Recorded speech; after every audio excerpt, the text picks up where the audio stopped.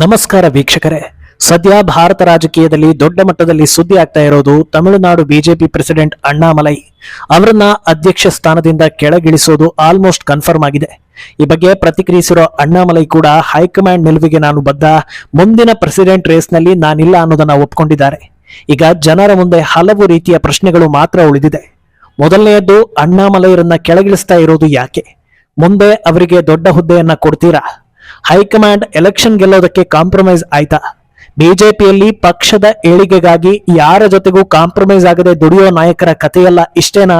ಹೀಗೆ ಎಲ್ಲಾ ರೀತಿಯ ಪ್ರಶ್ನೆಗಳು ಕೂಡ ಮುನ್ನೆಲೆಗೆ ಬರ್ತಾ ಇದೆ. ಆದರೆ ಸದ್ಯದ ರಾಜಕೀಯ ಪರಿಸ್ಥಿತಿಯಲ್ಲಿ ಹೈಕಮಾಂಡ್ ಈ ರೀತಿ ನಿರ್ಧಾರ ತೆಗೆದುಕೊಳ್ಳೋ ಅವಶ್ಯಕತೆ ಇತ್ತು ಅನ್ನೋದನ್ನು ಕೂಡ ಕೆಲವರು ಹೇಳ್ತಾ ಇದ್ದಾರೆ. ಇದೆಲ್ಲವನ್ನ ಒನ್ ಬೈ ಒನ್ ವಿವರಿಸ್ತಾ ಹೋಗ್ತೀವಿ.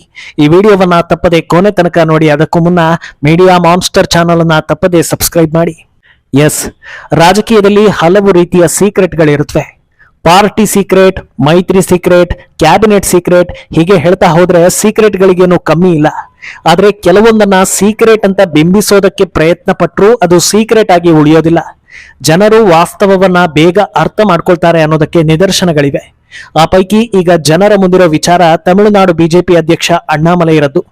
ಅವರನ್ನ ಅಧ್ಯಕ್ಷ ಸ್ಥಾನದಿಂದ ತೆಗೀತಾ ಇದ್ದಾರೆ ಅನ್ನೋದು ಕನ್ಫರ್ಮ್ ಆಗ್ತಾ ಇದ್ದ ಹಾಗೆ ಇದರ ಹಿಂದಿನ ಮರ್ಮ ಏನು ಅನ್ನೋದು ಒಂದು ಹಂತದಲ್ಲಿ ಜನರಿಗೆ ಅರ್ಥವಾಗ್ತಾ ಇದೆ. ಆದ್ರೆ ಅದೇ ಹೊತ್ತಲ್ಲಿ ಅಣ್ಣಾಮಲೈಗೆ ದೊಡ್ಡ ಹುದ್ದೆ ಕೊಡ್ತಾರಂತೆ, ಇನ್ನೂ ಪವರ್ಫುಲ್ ಆಗ್ತಾರಂತೆ ಅನ್ನೋ ಮಾತುಗಳು ಕೂಡ ಕೇಳಿ ಬರ್ತಾ ಇದೆ. ಆದ್ರೆ ಅಣ್ಣಾಮಲೈ ಪಾಲಿಗೆ ಇದು ಪ್ರಮೋಷನ್ ಅಥವಾ ಪನಿಷ್ಮೆಂಟ್ ಅನ್ನೋ ಬಗ್ಗೆ ತಿಳ್ಕೊಳ್ತಾ ಹೋದ್ರೆ ಸಾಕಷ್ಟು ವಿಚಾರಗಳು ಮುನ್ನೆಲೆಗೆ ಬರುತ್ತವೆ. ಅಧ್ಯಕ್ಷ ಸ್ಥಾನದಿಂದ ಕೆಳಗಿಳಿಸ್ತಾ ಇರೋದರ ಬಗ್ಗೆ ಅಣ್ಣಾಮಲೈ ಹೇಳಿದ್ದೇನೋ ಅನ್ನೋದನ್ನ ಮೊದಲಿಗೆ ಹೇಳ್ಬಿಡ್ತೀನಿ. ಬಿಜೆಪಿಯಲ್ಲಿ ಒಂದು ಶಿಸ್ತಿದೆ. ಬೇರೆ ಪಕ್ಷಗಳಲ್ಲಿ ಅಧ್ಯಕ್ಷ ಸ್ಥಾನಕ್ಕೆ 50 ಜನರು ನಾಮಿನೇಷನ್ ಹಾಕಿ ಪೈಪೋಟಿ ಮಾಡ್ತಾರೆ. ಆದರೆ ನಮ್ಮಲ್ಲಿ ಹಾಗಿಲ್ಲ. ಪಾರ್ಟಿ ಅಧ್ಯಕ್ಷ ಸ್ಥಾನಕ್ಕೂ ಆಯ್ಕೆ ಪ್ರಕ್ರಿಯೆಗಳು ಇವೆ. ಬಿಜೆಪಿಗೆ ಉತ್ತಮ ಭವಿಷ್ಯ ಇದೆ. ಪಕ್ಷಕ್ಕಾಗಿ ಎಷ್ಟೋ ಜನರು ಸಾಕಷ್ಟು ತ್ಯಾಗಗಳನ್ನ ಮಾಡಿದ್ದಾರೆ. ಪಕ್ಷ ಯಾವ ನಿಲುವು ತೆಗೆದುಕೊಂಡ್ರೂ ಅದಕ್ಕೆ ನಾನು ಬದ್ಧನಾಗಿರ್ತೀನಿ ಅನ್ನೋದನ್ನ ಹೇಳಿದ್ದಾರೆ.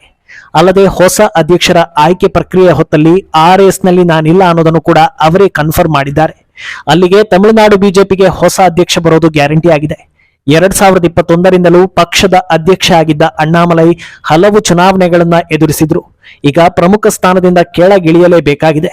ಆದರೆ ಈ ಹೊತ್ತಲ್ಲೂ ಅಣ್ಣಾಮಲೈ ತಮ್ಮ ಪಕ್ಷವನ್ನ ಎಲ್ಲೂ ಬಿಟ್ಟುಕೊಟ್ಟಿಲ್ಲ ಅನ್ನೋದು ಗಮನಿಸಲೇಬೇಕಾದ ಅಂಶ. ಈಗ ಈ ನಿಲುವು ಯಾಕೆ ಅಂತ ಹುಡುಕ್ತಾ ಹೋದ್ರೆ 2026ರ ಎಲೆಕ್ಷನ್ ಅನ್ನೋದು ಗೊತ್ತಾಗುತ್ತೆ. ಕಳೆದ ವಾರ ಬಿಜೆಪಿ ಹಾಗೂ AIADMK ಮರು ಮೈತ್ರಿ ಬಗ್ಗೆ ಸುದ್ದಿಗಳು ಬಂದಿತ್ತು. ಪಳನಿಸ್ವಾಮಿ ಟೀಮ್ ಕೂಡ ಹಳೆಯದನ್ನ ಮರೆತಿದೆ, ಅಮಿತ್ ಶಾ ಕೂಡ ಎಲ್ಲವನ್ನು ತಿಳಿಗೊಳಿಸಿದ್ದಾರೆ ಅಂತ.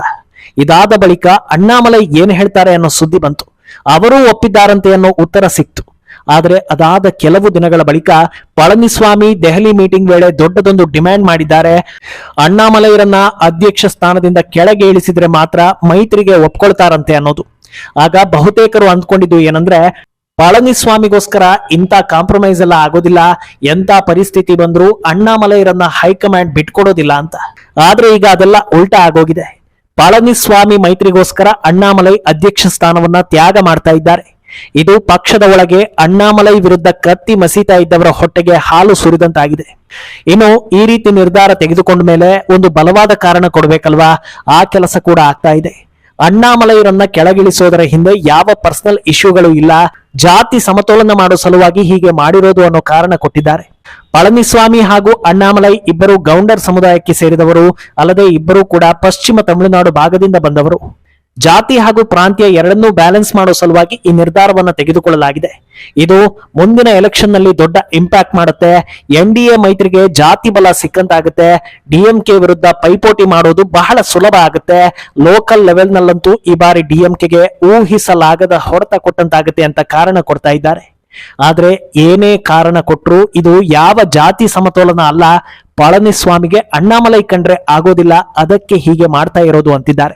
ಅಂದಹಾಗೆ ಪಳನಿಸ್ವಾಮಿ ಅಣ್ಣಾಮಲೈ ವಿರುದ್ಧ ಯಾಕೆ ಹಾಗೆ ಸಾಧಿಸ್ತಾ ಇದ್ದಾರೆ ಅನ್ನೋದಕ್ಕೆ ನೇರ ಉತ್ತರ, ಮೈತ್ರಿಗೆ ಅಣ್ಣಾಮಲೈ ಬ್ರೇಕ್ ಹಾಕಿದ್ದು ಅನ್ನೋದು. ಆದ್ರೆ ಅದಕ್ಕೆ ಬಲವಾದ ಕಾರಣ ಕೂಡ ಇತ್ತು. ತಮಿಳುನಾಡಿನಲ್ಲಿ ಬಿಜೆಪಿ ಏಕಾಂಗಿಯಾಗಿ ಬೆಳಿಬೇಕು ಅಂದ್ರೆ ಏಕಾಂಗಿಯಾಗಿ ಮುನ್ನುಗ್ಬೇಕು. AIADMK ಅನ್ನೋದು ಇನ್ನೊಂದು DMK ಅಷ್ಟೇ. ಸೈದ್ಧಾಂತಿಕವಾಗಿ ಇದು ಪರ್ಯಾಯ ಪಕ್ಷ ಅಲ್ವೇ ಅಲ್ಲ. ಈಗಲೇ ನಾವು ಏಕಾಂಗಿಯಾಗಿ ಹೋರಾಟ ನಡೆಸೋದನ್ನ ಕಲಿಯದೇ ಇದ್ರೆ ಮುಂದೆ ಅಧಿಕಾರ ಹಿಡಿಯೋದೇ ಕಷ್ಟ. ಎಐಎಡಿಎಂಕೆ ಜೊತೆಗೆ ಹೋದ್ರೆ ನಾವು ಗೆದ್ದ ಕ್ರೆಡಿಟ್ ಕೂಡ ಅವರಿಗೆ ಸಿಗುತ್ತೆ. ಅವರು ಹೇಳಿದಂತೆ ನಾವು ಕುಣಿಬೇಕಾಗುತ್ತೆ. ಯೋಜನೆಗಳನ್ನ ಜಾರಿ ಮಾಡೋದ್ರಿಂದ ಹಿಡಿದು ಸೈದ್ಧಾಂತಿಕ ಬದಲಾವಣೆಗೆ ಬಹಳ ಸಮಸ್ಯೆ ಆಗುತ್ತೆ ಅಂತ ಹೇಳಿದ್ರು. ಈ ಮಾತನ್ನ ಹೈಕಮಾಂಡ್ ಕೂಡ ಒಪ್ಪಿ ಯಾರು ಏನೇ ಹೇಳಿದ್ರು ಅಣ್ಣಾಮಲೈ ಬೆನ್ನಿಗೆ ನಿಂತು ಕಾಪಾಡಿಕೊಂಡು ಬಂದಿದ್ರು. ಆದ್ರೆ ಈಗ ಎಲೆಕ್ಷನ್ ಹೊತ್ತಲ್ಲೇ ಎಲ್ಲವೂ ಉಲ್ಟಾ ಪಲ್ಟಾ ಆಗ್ತಾ ಇದೆ. ಸರಿ, ಅಣ್ಣಾಮಲೈ ಹೇಳೋದ್ರಲ್ಲಿ ಅರ್ಥ ಇದೆ, ಆದ್ರೆ ತಮಿಳುನಾಡು ಬೇರೆ ರಾಜ್ಯಗಳಂತೆ ಅಲ್ಲ. ಇಲ್ಲಿಯ ಜನರಿಗೆ ವಿದ್ಯಾವಂತರು, ವಾಸ್ತವತೆ ಹೇಳುವವರು ಬೇಕಾಗಿಲ್ಲ. ನಾವೇ ಬೇರೆ, ನಮ್ಮ ಸ್ಟೈಲೇ ಬೇರೆ ಅನ್ನೋ ಜನರು, ಭಾಷೆ ಹೆಸರಲ್ಲಿ ರಾಜಕೀಯ ಮಾಡೋರು, ಸಿನಿಮಾ ನಟರು ಇಂಥವರೇ ಬೇಕಿರುವಾಗ ಅಣ್ಣಾಮಲೈ ಸಿದ್ಧಾಂತ ವರ್ಕ್ ಆಗುತ್ತಾ ಅನ್ನೋದು ಒಂದೇ ಸಲಕ್ಕೆ ಆಗದೇ ಇದ್ರೂ ಹಂತ ಹಂತವಾಗಿ ಆಗುತ್ತೆ ಅನ್ನೋದಕ್ಕೆ ಕೆಲವೇ ದಿನಗಳ ಹಿಂದೆ ರಿವೀಲ್ ಆಗಿದ್ದ ಸರ್ವೆ ರಿಸಲ್ಟ್ ಸಾಕ್ಷಿ. ಅದರಲ್ಲಿ ಮುಂದಿನ ಸಿಎಂ ಯಾರಾಗಬೇಕು ಅನ್ನೋ ಪ್ರಶ್ನೆಗೆ ಹೆಚ್ಚಿನ ಜನರು ಹೇಳಿದ್ದು ಡಿಎಂಕೆ ಹೆಸರೇ. ಆದ್ರೆ ಆ ಲಿಸ್ಟ್ ನಲ್ಲಿ ಅಣ್ಣಾಮಲೈ ಕೂಡ ಇದ್ರು. ಅವರಿಗೆ 9% ಜನರು ವೋಟ್ ಮಾಡಿದ್ರು ಅನ್ನೋದು ಗಮನಾರ್ಹ ವಿಚಾರ. ನೆಲೆಯೇ ಇಲ್ಲದ ರಾಜ್ಯದಲ್ಲಿ ಬಿಜೆಪಿಗೆ ಐಡೆಂಟಿಟಿ ಕೊಟ್ಟಿದ್ದೆ ಅಣ್ಣಾಮಲೈ. ಅಲ್ಲದೆ ಲೋಕಸಭಾ ಎಲೆಕ್ಷನ್ ನಲ್ಲಿ ಈ ಹಿಂದೆ 2-3% ವೋಟ್ ಶೇರ್ ಪಡಿತಾ ಇದ್ದ ಬಿಜೆಪಿಗೆ 11% ವೋಟ್ ಶೇರ್ ತಂದು ಕೊಟ್ಟಿದ್ದೆ ಅಣ್ಣಾಮಲೈ. ಆದ್ರಿಂದ ಈ ನಿರ್ಧಾರ ಬಿಜೆಪಿಗೆ ದುಬಾರಿ ಆಗ್ಬೋದು ಅನ್ನೋದು ಹಲವರ ಲೆಕ್ಕಾಚಾರ. ಇನ್ನು ಅಳೆದು ತೂಗಿ ನಿರ್ಧಾರ ತೆಗೆದುಕೊಳ್ಳೋ ಬಿಜೆಪಿ ಅಷ್ಟು ಈಸಿಯಾಗಿ ಯಾಮಾರುತ್ತಾ? ಅವರ ಲೆಕ್ಕಾಚಾರ ಏನಿರ್ಬೋದು ಅಂತ ನೋಡ್ತಾ ಹೋದ್ರೆ ಅಲ್ಲೂ ಒಂದಷ್ಟು ಗಮನಾರ್ಹ ವಿಷಯಗಳು ಸಿಗುತ್ತವೆ. ಅದೇನಂದ್ರೆ, ಸದ್ಯದ ಮಟ್ಟಿಗೆ ಬಿಜೆಪಿ ಅಧಿಕಾರಕ್ಕೆ ಬರೋದಕ್ಕಿಂತ ಸನಾತನ ವಿರೋಧಿ ಸ್ಟಾಲಿನ್ ಅನ್ನ ಕೆಳಗಿಳಿಸೋದು ಬಹಳ ಮುಖ್ಯವಾಗಿದೆ.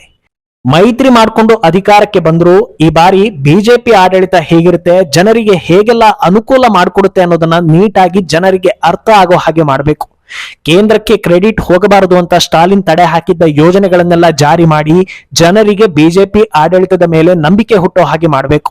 ಹೀಗೆ ಹಂತ ಹಂತವಾಗಿ ಜನರಿಗೆ ಮನವರಿಕೆ ಆಯ್ತು ಅಂದ್ರೆ ಅದು ಮುಂದಿನ ಎಲೆಕ್ಷನ್ ನಲ್ಲಿ ಬಿಜೆಪಿಗೆ ವರವಾಗುತ್ತೆ. ಅಣ್ಣಾಮಲೈರನ್ನ ಸದ್ಯಕ್ಕೆ ಕೆಳಗಿಳಿಸಿದ್ರು ಭವಿಷ್ಯದಲ್ಲಿ ಅವರನ್ನ ಹೊರತುಪಡಿಸಿ ಬಿಜೆಪಿ ಮುಂದೆ ಹೋಗಲ್ಲ ಅನ್ನೋ ತೀರ್ಮಾನಕ್ಕೆ ಬಂದಿರೋ ಸಾಧ್ಯತೆ ಇದೆ ಅಂತಲೂ ಕೆಲವರು ಹೇಳ್ತಾ ಇದ್ದಾರೆ. ಆದ್ರೆ ಅಣ್ಣಾಮಲೈ ತಮಿಳುನಾಡಿನ ಮಟ್ಟಿಗೆ ಯಾಕೆ ಮುಖ್ಯವಾಗ್ತಾರೆ ಅನ್ನೋದನ್ನು ಕೂಡ ಇಲ್ಲಿ ಗಮನಿಸಬೇಕಾಗುತ್ತೆ. ಇವತ್ತು ಆಡಳಿತ ವಿರೋಧಿ ಅಲೆಗೆ ಡಿಎಂಕೆ ಇಷ್ಟೊಂದು ಹೆದರಿದೆ ಅಂದ್ರೆ ಅದಕ್ಕೆ ಕಾರಣ ನನ್ ಅದರ್ ದೆನ್ ಅಣ್ಣಾಮಲೈ. ತಮಿಳುನಾಡಿನಲ್ಲಿ ದಿನನಿತ್ಯ ನಡೆಯೋ ಪ್ರತಿಯೊಂದು ಅಕ್ರಮ ದುರಾಡಳಿತವನ್ನ ಪ್ರಶ್ನೆ ಮಾಡಿ ಜನರಿಗೆ ಡಿಎಂಕೆ ಅಸಲಿಯತ್ತನ್ನ ಬೆಚ್ಚಿಡ್ತಾ ಇದ್ದಿದ್ದೆ ಅಣ್ಣಾಮಲೈ. ಡಿಎಂಕೆ ಫೈಲ್ಸ್ ಅಂತ ಒಂದಾದ ನಂತರ ಒಂದು ಫೈಲ್ ಬಿಡುಗಡೆ ಮಾಡಿ ತಮಿಳುನಾಡಿನ ಮನೆ ಮನೆಗೆ ಸ್ಟಾಲಿನ್ ಅಕ್ರಮಗಳು ರೀಚ್ ಆಗುವಂತೆ ಮಾಡಿದ್ದು ಅಣ್ಣಾಮಲೈ. ಪಾದಯಾತ್ರೆ ಮೂಲಕ ಎಲ್ಲಾ ವಿಧಾನಸಭಾ ಕ್ಷೇತ್ರಗಳನ್ನ ಸುತ್ತಿ ಒಂದಲ್ಲ ಒಂದು ದಿನ ಇವರು ಸಿಎಂ ಆಗ್ತಾರೆ, ಬಿಜೆಪಿಗೆ ನಾವು ಬೆಂಬಲ ಕೊಡಬೇಕು ಅಂತ ಜನರ ಬಾಯಲ್ಲೇ ಬರೋ ಹಾಗೆ ಮಾಡಿದ್ದು ಅಣ್ಣಾಮಲೈ.